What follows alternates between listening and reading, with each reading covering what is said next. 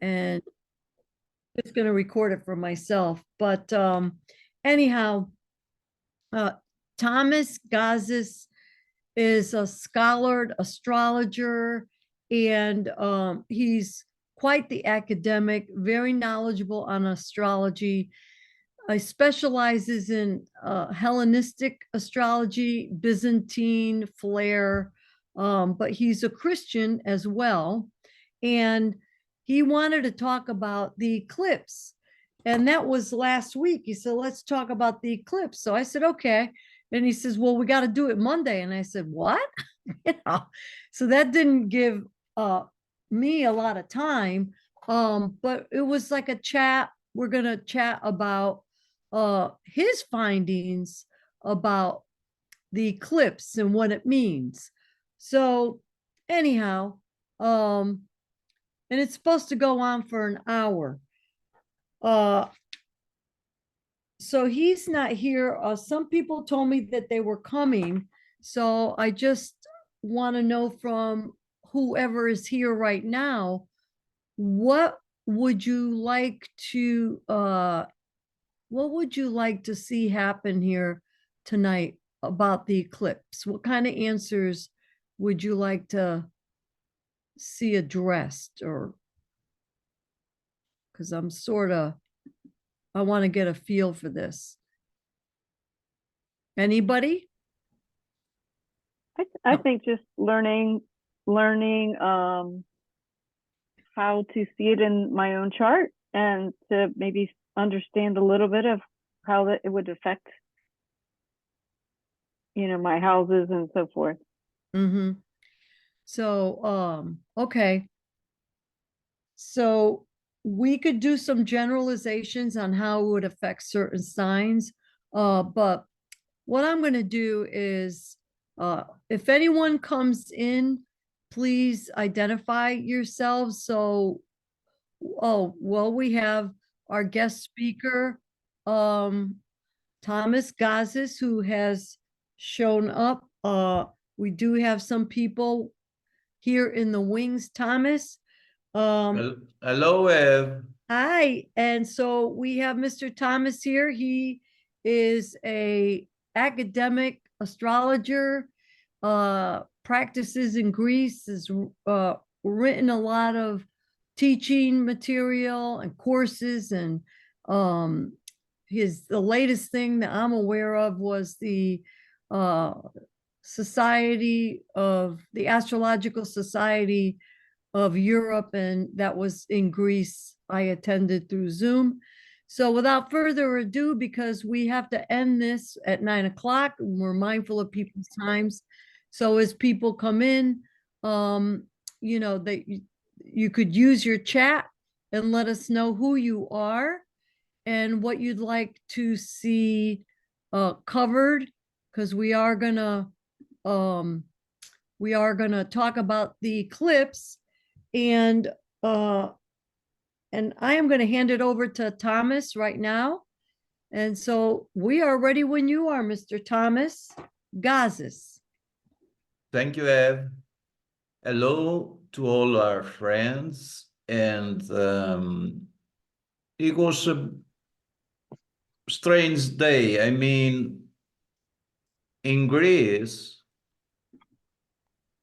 everybody was talking apparently about this eclipse, but this is the result that Greece somehow is the 53rd state.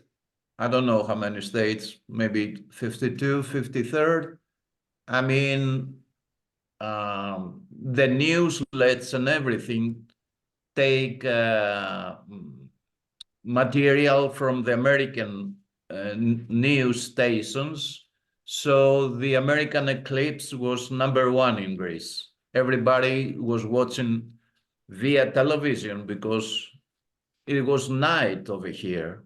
We didn't have the chance to see this eclipse. That was an American eclipse.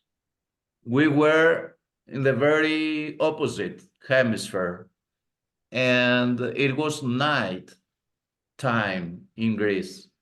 So we were watching this eclipse via our screens, television, YouTube, etc. Everybody, though, was talking about this eclipse. Everybody was telling that this is an American eclipse. And oddly enough, they were predicting stuff.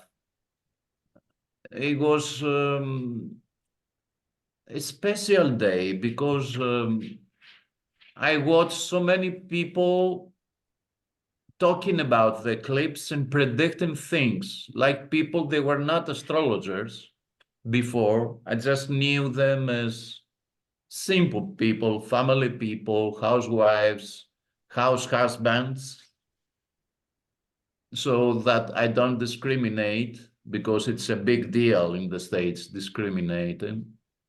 But too much discrimination goes to the opposite side.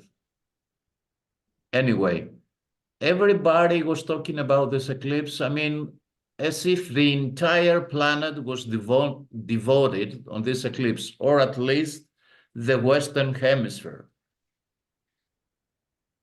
So this is significant. It tells us something, that this eclipse got into the mind and maybe into the consciousness of so many people in the Western Hemisphere. It wasn't like any eclipse. But I don't know, probably it was a marketing product. It was something that came out of marketing, because the American outlets were talking about this eclipse. So the Greek news outlets were talking about this eclipse. But apparently very few people knew why this is a special eclipse. So are you going to tell us? Because we're waiting. Of course. That's why I'm 3 o'clock in the morning, Greek time, in this talk, right? Oh my gosh. Because I would like to talk and say and explain to the people why this eclipse was unique. So it was unique to the United States in particular, not so much to Europe, that we didn't have the chance to witness this eclipse. And let me show you why. I've got the proof. First of all, it pertains to a triad of eclipses. It wasn't a separate eclipse. We have to consider it as making part of a triad of eclipses, that started over in 2017.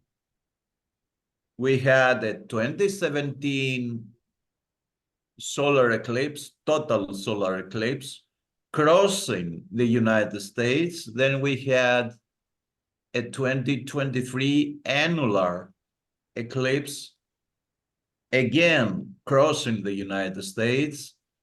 And now, a year after, we had this, or not a year, 6 months maybe after, we had this 2024 notorious over-marketed eclipse. But probably people don't know that we have to talk of a triad of eclipses, not just this 2024 eclipse, because we have to go back to 1918. 1918 was the first time, was the last time that there was a total eclipse crossing the United States. I have to share my screen so that you can see this eclipse. Let me share my screen.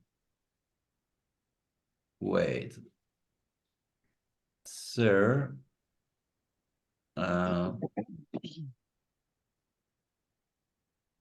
Rename. I'm functioning on slow motion. Host disable participant screen setting. Ev, could you enable my screen setting, please? Okay, I think I did it. Okay, thank you.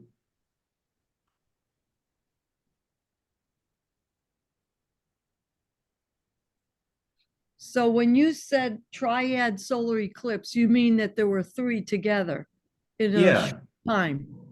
yeah. Okay. All right, And here's the screen share. Very nice. okay, we are back in 1918. Does everyone see this? Just let us know. You should be seeing a map. Okay, I don't, That's here we go. end of World War One, Spanish flu, grandparents or grandparents of ours, you know, flappers in the States, that period. And that was the last total eclipse that crossed the United States, right? Across the United States? Mm-hmm. Yeah, entirely. Can you see? It's this blue line, Got it. the path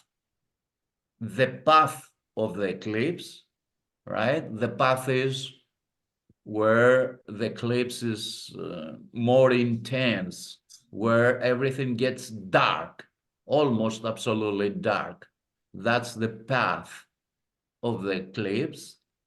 And back in 1918, we had the last total eclipse before our current era that crossed the continent, the United States.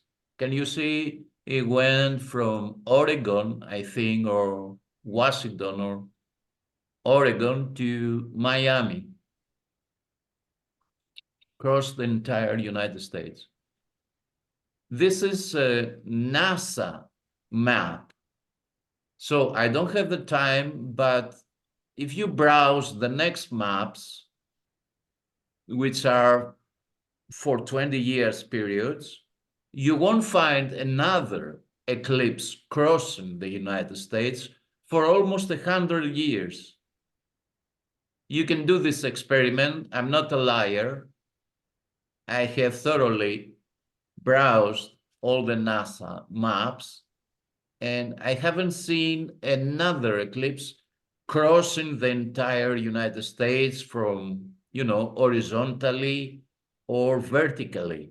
Never in 100 years, like the paths of the solar eclipses eluded the United States for a century.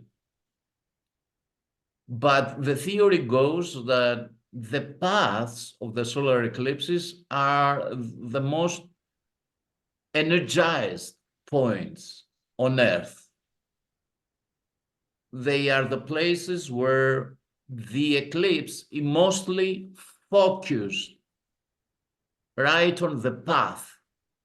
But no eclipses cross the entire United States for 100 years, like they were eluding the United States. That's mysterious. It's not extremely rare, but it's somehow rare. And here comes the big deal now. Why is this a big deal? Because in 2017, when Trump took office, we had the first total eclipse that crossed the United States after almost 100 years.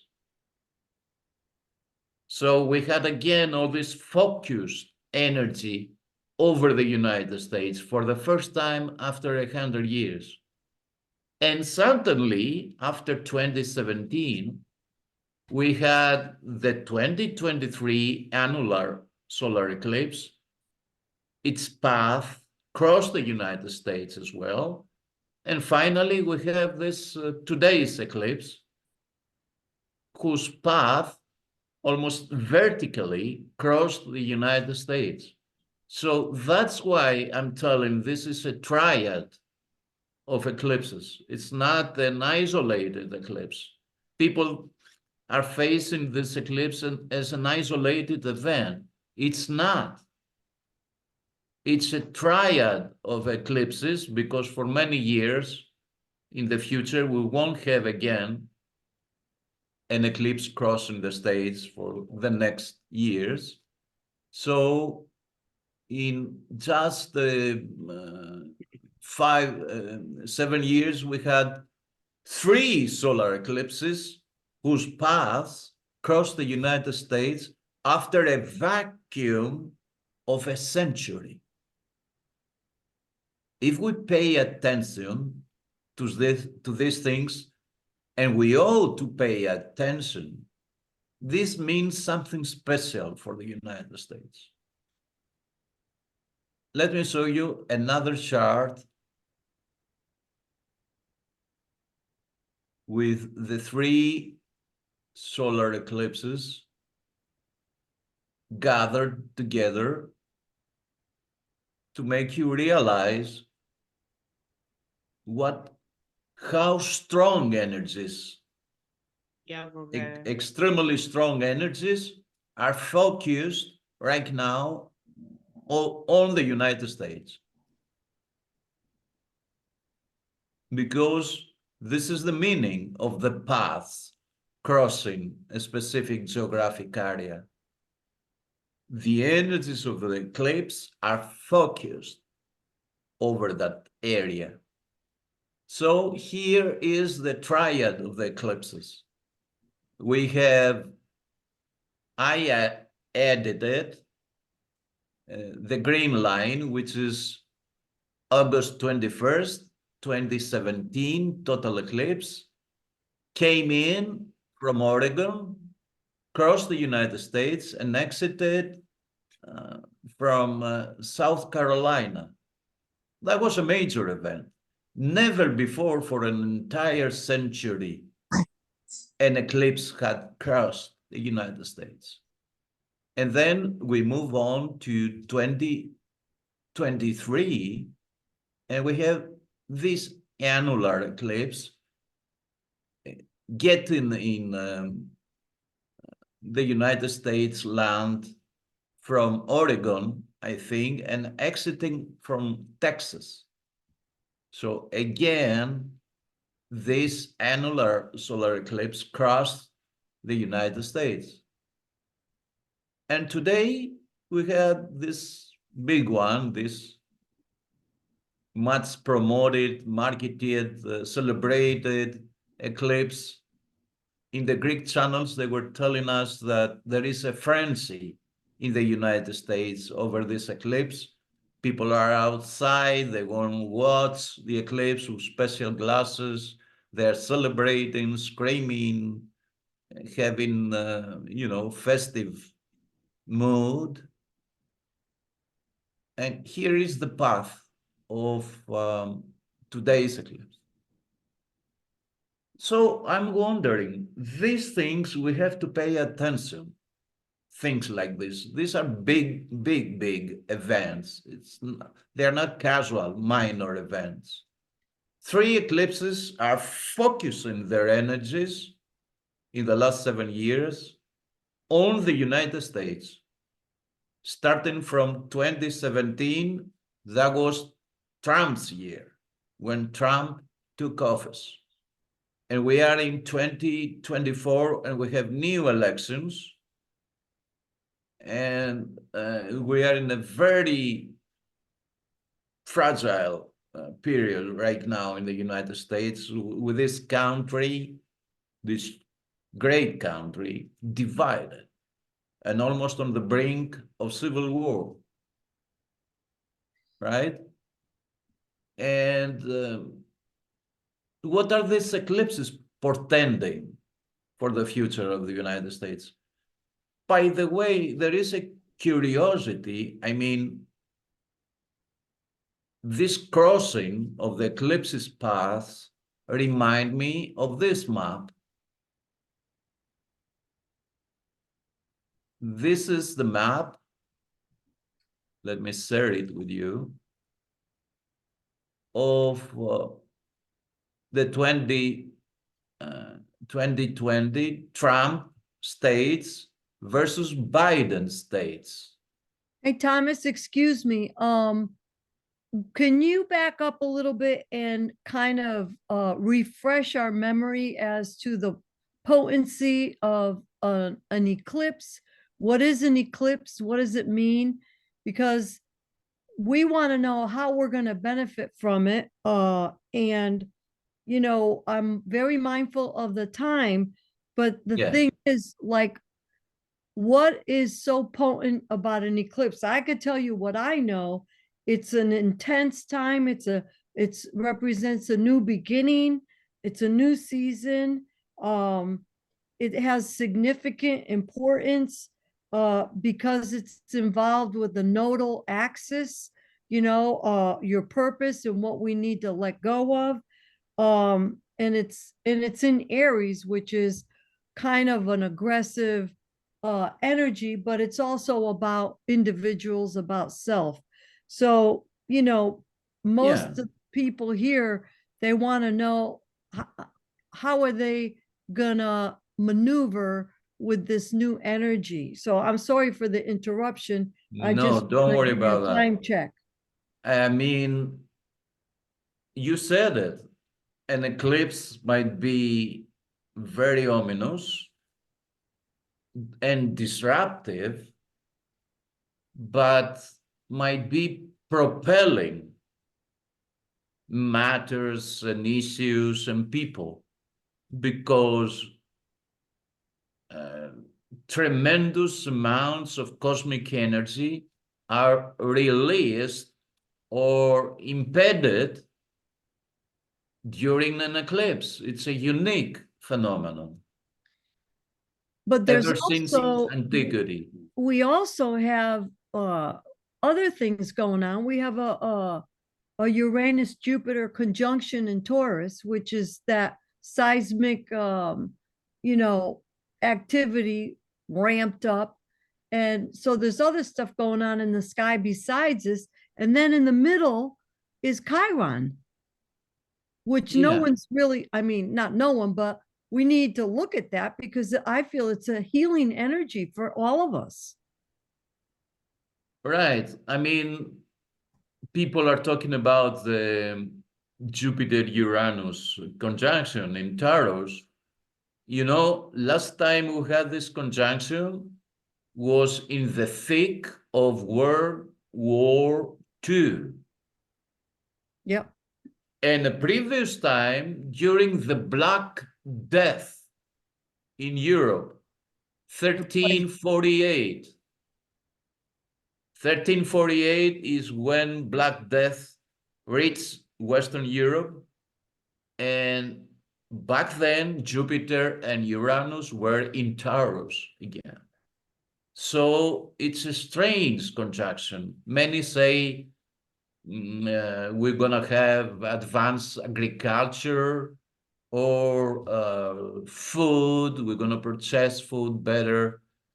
But it's not always the case with this conjunction. I'm a little bit afraid of the Jupiter-Uranus conjunction in Taurus. I'm We not have, afraid of anything. I mean, every single astrological conjunction or aspect has double meaning. It's quantistic. It might be good, it might be bad. There we isn't a have a, single bad. we have a comment in the chat, and it's from Ezra. I hope I pronounced it correctly, but it says, can we say how it will affect each of us? So I think we could look at, well, if it's Aries, and it's pretty much most of Aries, we could say if you have a cardinal sign with activities in certain degrees, that's what people are kind of looking for.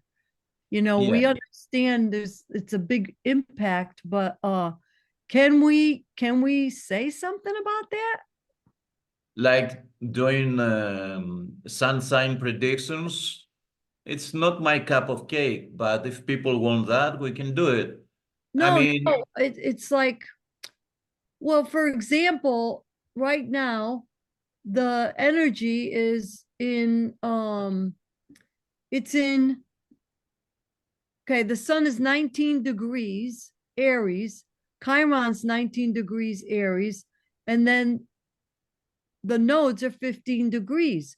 So anyone out there that has any cardinal signs in that degree mark, how will they be affected?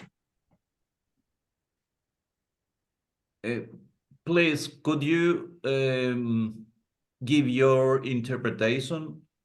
Me? Because I'm not used to doing Oh, sun sign predictions or that kind of predictions, but I'm mundane mostly. So I will tell you my point of view, but well, what's what your do point you of think? view? What's your point of view? I, to me, the collective is far more important. I mean, people are going to get affected by this eclipse, especially in the United States. So it's difficult to isolate and say personally to Ezra or to our other friends what the effects of this eclipse is going to be, especially when I don't know their charts, because I need their full charts to say something about the effects that this eclipse or the triad of eclipses is going to have over them. I don't know their charts. And okay, we have to be very general. I mean, we have to generalize here. And as you said, and you're right, people with planets or ascendant or MC around the 19th degree of cardinal signs are going to get influenced powerfully by this eclipse, but not in a negative way necessarily. They might be propelled. An eclipse might hinder energies and might propel energies at the same time. So you see, the more you are researching astrology, you become quantistic and you refrain from doing clear-cut predictions like you're going to be influenced that way, because astrology is quantistic. It might be this or it might be the opposite. So I refrain of predicting to people, especially when I don't have their natal chart. But what you said, I agree. People with sensitive points around the 19th degree of cardinal signs, that's a major thing. Well, I will say this, because I just had a reading today, and the young woman, she's 25 years old, and she had some impact from Pluto, but a huge impact from this solar eclipse. So she was getting hit both ends, you know? And but the thing is that this is my opinion and my belief that we have free will. Each individual person has free will. And when you look at the energies of the planets and the transits, then it's up to us how we're going to use those energies. Is it going to be a high vibrational impact, or is it going to be a low vibrational impact of the eclipse? I mean, this could be shocking, devastating, turn your world upside down eclipse for people that have cardinal signs, let's say between 13 and 22. let's say, or even 23. But what are they going to do with it? And then we have to remember too, it's opposite. Yeah, okay. Black moon Lilith is a little out there. It's too big of an orb. I was just looking, but anyhow, that's what we need to look at. And then you choose, the individual chooses how they're going to use the energy. I don't know how you feel about that because it's our first time doing a presentation together. And quite Yeah. honestly, we kind of just, we were very spontaneous and fiery, which is Aries, So forgive us, guys. Yeah. Ezra is laughing, crying out of laughter. Yeah. Oh, really? Because I'm not seeing. I have to see. Yeah. Let's can we listen to other questions from our friends that are here? Sure. That's what we want to hear. Now, if I could get the screen back up. There we are. Let's see now.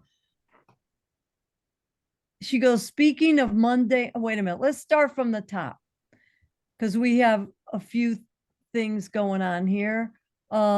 Sarah, like mine is in the third house and I have Mars there at 0 degrees.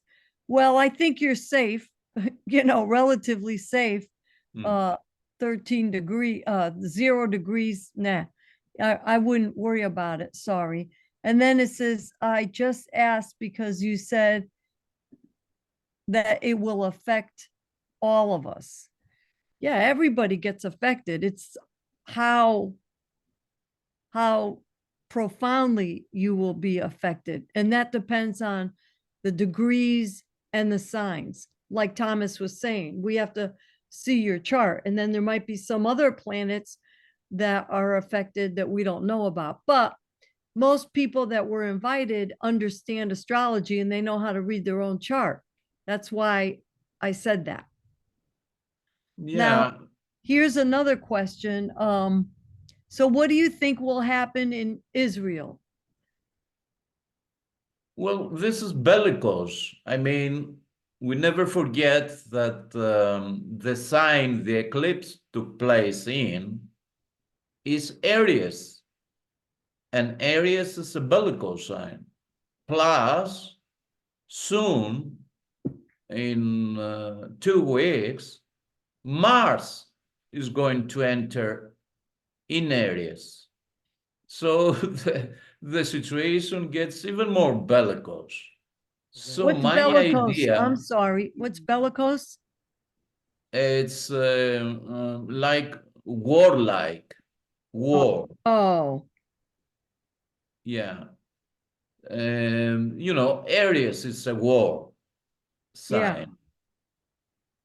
Not necessarily going to the front and killing people, but war is the father of everything, like a Greek philosopher said. War is the father of everything. Mhm. And it means, squabbling, because we squabble with our partners and kids and family members. That's kind of war. That's Mars.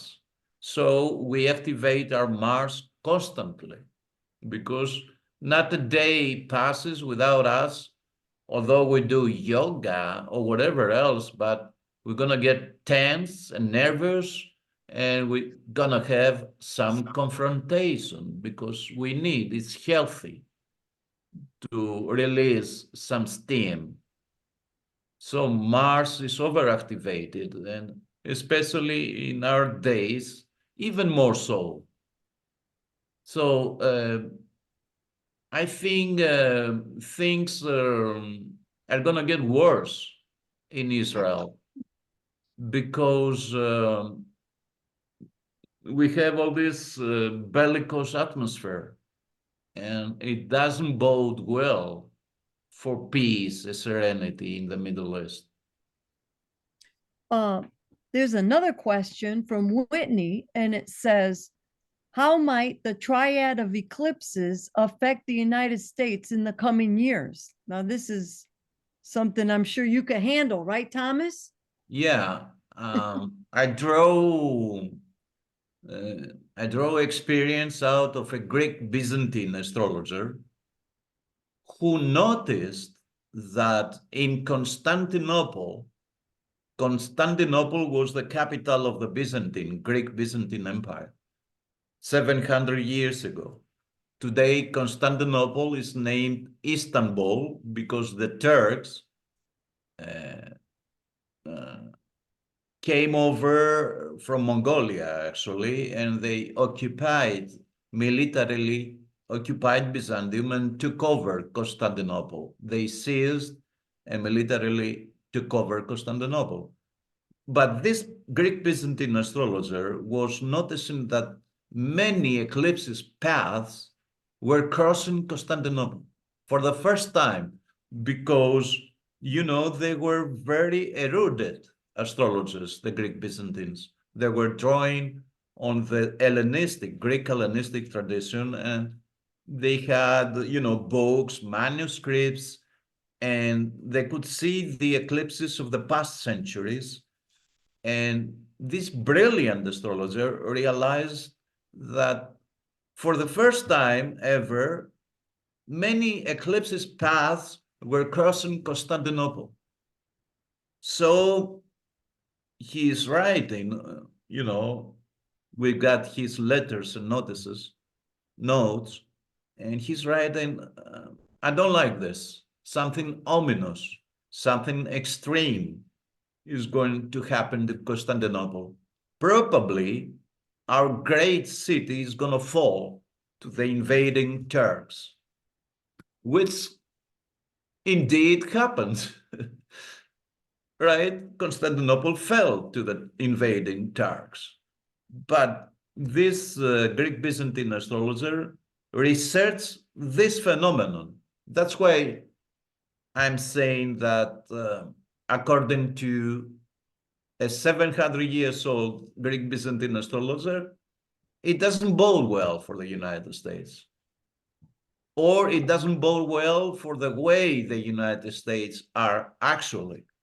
It's going to bring major events in the United States. Are you saying it's going to be bad news for the United States? Like Constantinople? What happened Yeah, in Constantinople? it's an emergency. It's an emergency call. 3 eclipses crossing the United States in a very short period after a whole century of idleness, inactivity, a century of inactivity. It's like an earthquake in an earthquake zone. If you don't get an earthquake, you're going to expect a huge one because no steam is released. You need in an earthquake zone frequent earthquakes, but you didn't get any in the United States. You didn't get any eclipse crossing the United States. And suddenly you get 3. So this is an extra period, an emergency. It doesn't necessarily mean that the US will be destroyed by some nuclear bomb or there will be a civil war necessarily, but it's an extra time. It's a different period right now. A button is pressed and United States have changed radically after this triad of eclipses. Well, Thomas, there was an earthquake the other day, 2 days ago, in New Jersey, same latitude as New York City. See? 4.8, and it was only 2 miles deep. Now that's unheard of. Yeah, absolutely. Because New York, nobody will believe that in New York there will be an earthquake. I mean, I saw a documentary 20 years ago of a guy studying the faults, the geological faults in New York, and passersby was saying, what are you doing there? I'm studying the seismic faults. Are there seismic faults in New York? Is there a chance that in New York will ever be an earthquake? And the scientist was going, yes, there will be an earthquake, and there will be earthquakes, probably major earthquakes, because even in, the West is too seismic in the States. I mean, huge faults, especially in Seattle. There's going to be a huge earthquake in Seattle. Nothing to do with the California earthquakes, far bigger and intense. There was one 400 years ago of immense proportions. But New York is an earthquake-free zone. But even in New York, even in London, London is free in Europe of earthquakes. Italy and Greece, they have a lot of earthquakes, but not the northern of Europe. But even quiet zones, they're going to have some earthquakes sometime. Even the most quiet seismic zones, they will get earthquakes. The entire Earth will eventually get earthquakes everywhere, right? So I don't worry that New York will have like 9 Richter, humongous earthquake, because it doesn't have huge faults. Seattle, yes, Seattle is going to get a 9 Richter degree earthquake. If you live in Seattle, better go some other place. It's going to have a huge, humongous earthquake, 9 Richter. I'm not saying this, the scientists are saying this, but not New York. New York won't have a 9 Richter earthquake, never. But it might get 5, 5.5. That's the maximum. Another question, Mr. Thomas. Do the signs/houses of these eclipse paths indicate certain energies for the United States and the world? Yes, of course. Of course, we have to study the specific charts. And as you say, the houses where the energies are released. So there is a study there, and I haven't done that study, but it is due. I have to do that study, but it was a good question. That's the way the astrologers are working. They have to understand what's going on via the charts of the eclipses. The paths are important, but you have to apply other techniques as well, like astrocartography or local astrology, to realize how these energies are going to manifest, right? I'm looking at, I pulled up the chart of the United States. You know that we're in a Pluto return in the United States. You want to speak to that? Yeah, well, Pluto return, yes. Pluto return, I mean, okay. Pluto return is... That's part of the energy, the Pluto return, with the whole country. And then I'm looking to see here how the eclipse, I'm doing this fast because the question came up, but anyhow, what I see here is the eclipse. Listen to this, Thomas. You want me to share the screen? Thank you. All right, let's see if I can maneuver this because I got it. So let me share the screen. Sorry, 1 second. So everybody could view this. Hopefully everybody sees this. This bi-wheel is, the inside is the United States and the outside is the current planetary position. So here we have the eclipse part, hitting on, here's the eclipse over here, and here's Saturn, 14 degrees Libra. And our natal United States Chiron is 20 degrees, which is 1 degree away from the sun Chiron. So it's a Chiron return. So there's a lot of stuff going on with the United States. Definitely. I mean, you are the leaders of the world. Whatever happens in the United States doesn't stay in the States. It affects the entire Western world. Greece is humongously affected by what's going on in the States. The States are protecting us. The United States are protecting Greece from Turkey's aggression. And we feel more secure because we have this alliance with the United States protecting us, right? So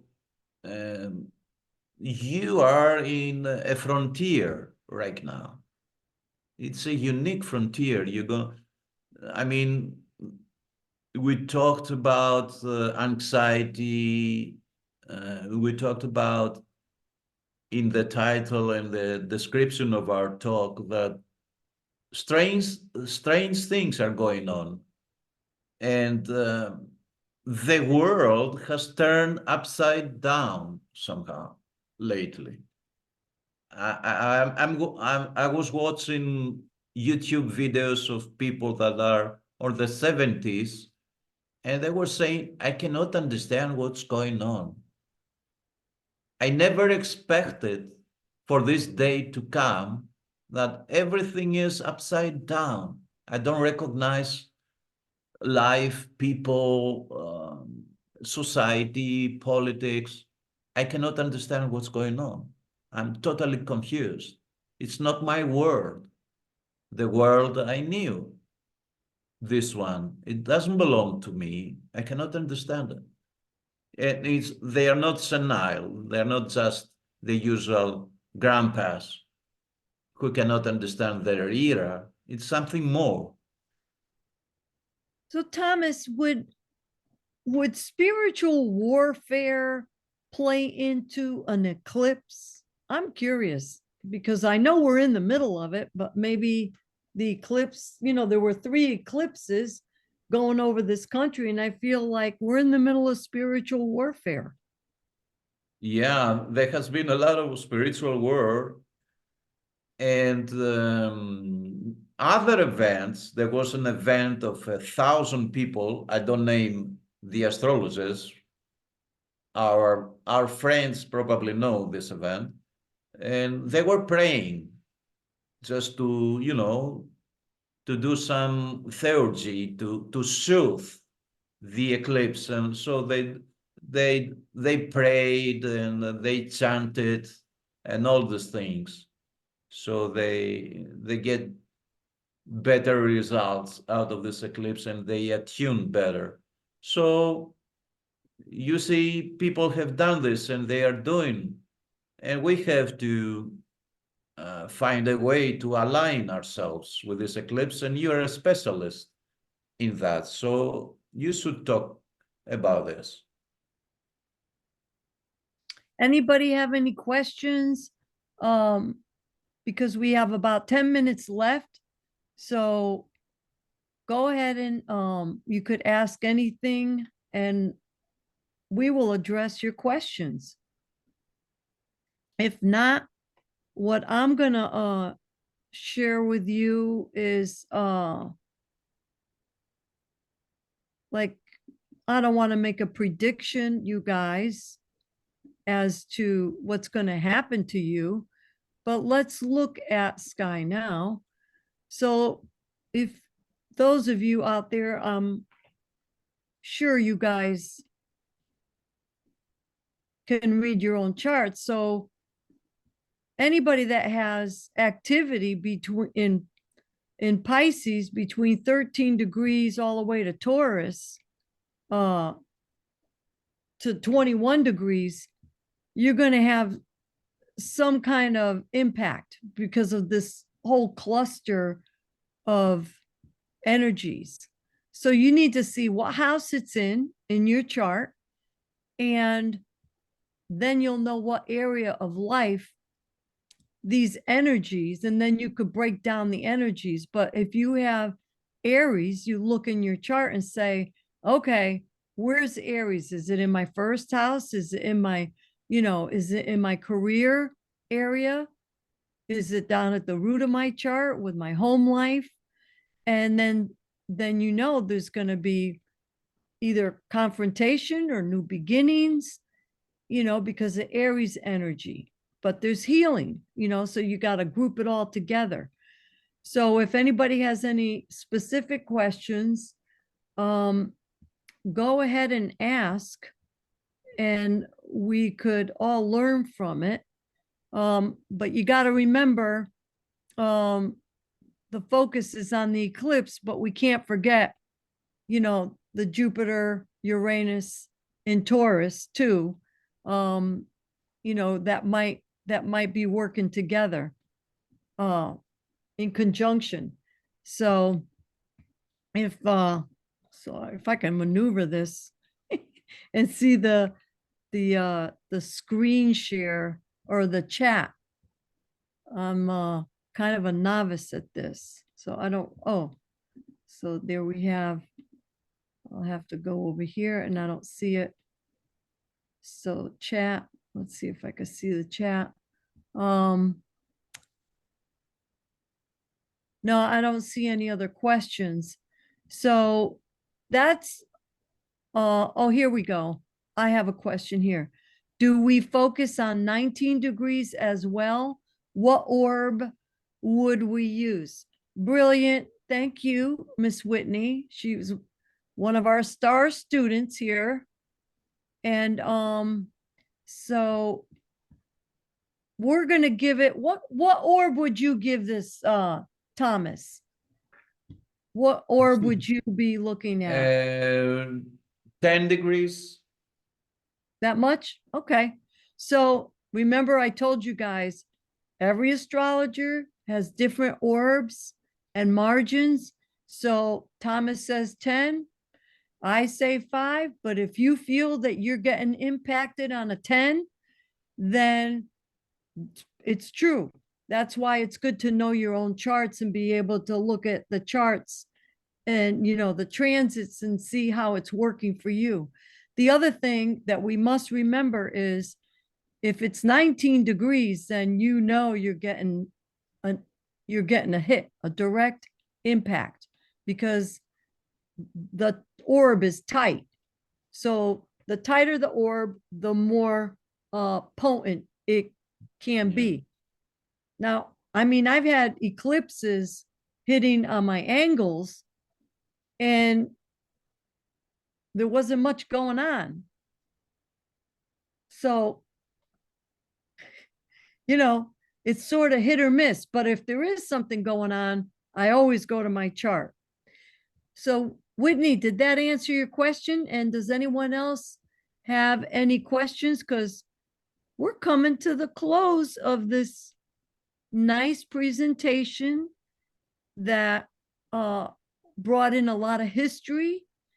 And you see how astrologers use history to make forecasts and predictions. It's probabilities, so and it's been studied for over 6,000 years. And I bet you when they find more and more documents, astrology will go back even further, because as we discover the new documents from history, then we say, yep, 6,000 years old. So, correct, Thomas? Yeah, absolutely. So, absolutely. It's going to get older than that, because human beings were wise, sapiens, 300,000 years.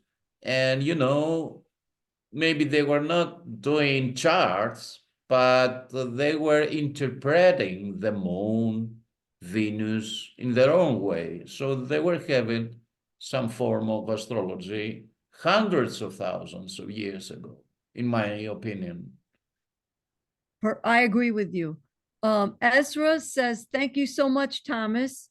And I thank all of you for participating in our impromptu, very Aries presentation. And but Whitney has one more question.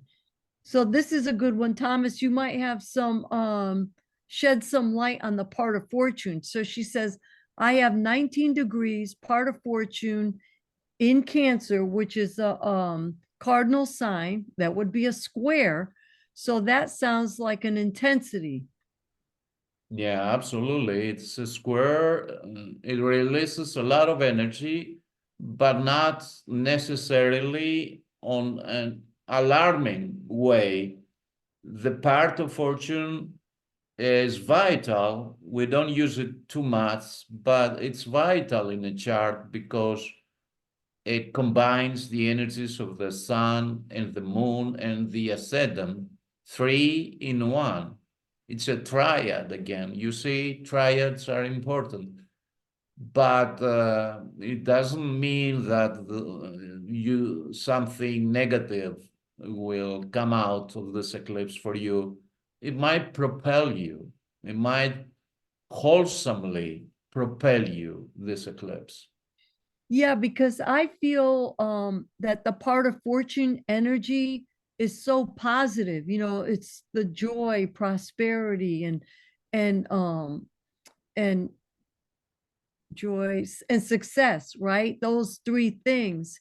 So this eclipse will be a new beginning to flourish more of that, you know, part of fortune energy in Cancer, maybe helping people or even helping themselves, you know, to care and nurture and things like that. So oh, there's two more. Thank you, thank you. Oh, thank you, thank you. So we have a bunch of thank yous, and I want to especially thank Mr. Thomas Gazis. He has some information that he wants to share with us about his upcoming educational things that he's doing. And yeah, maybe yes. Let me see. I'm doing classes and private lessons on mundane astrology, political astrology. Let me serve for a couple of seconds and we are going to say bye-bye then. I'm doing Hellenistic astrology and Byzantine, which is pretty much similar, the Byzantine astrology to the Hellenistic. I love synastry and I have my own system and theory. I'm writing a book on synastry. And of course, I'm having a beginner's course in a Socratic method for beginners in astrology. If you know people that are beginning astrology, and they don't have to study anything or memorize anything because I'm using the Socratic method, which is the midwives method. I got to bring out the knowledge from them so they don't have to memorize or learn or study or read a lot. They just have to follow this process of midwifing their knowledge. So let me show you my email as well, if you're interested.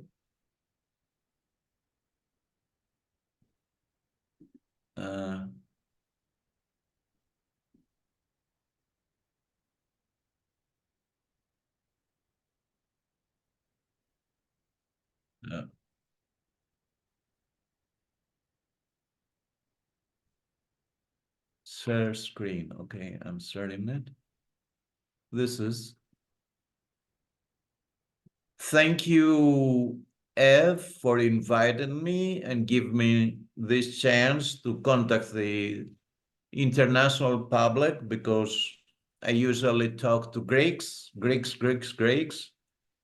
And tonight I had this wonderful chance to talk with you and friends from the States or from all over the world. Thank you so much. And we thank you, and everybody stay safe. And we're closing the room. Have a good night, everybody. And Thomas, get some sleep. Thank you so much. Yeah. Bye-bye. Bye.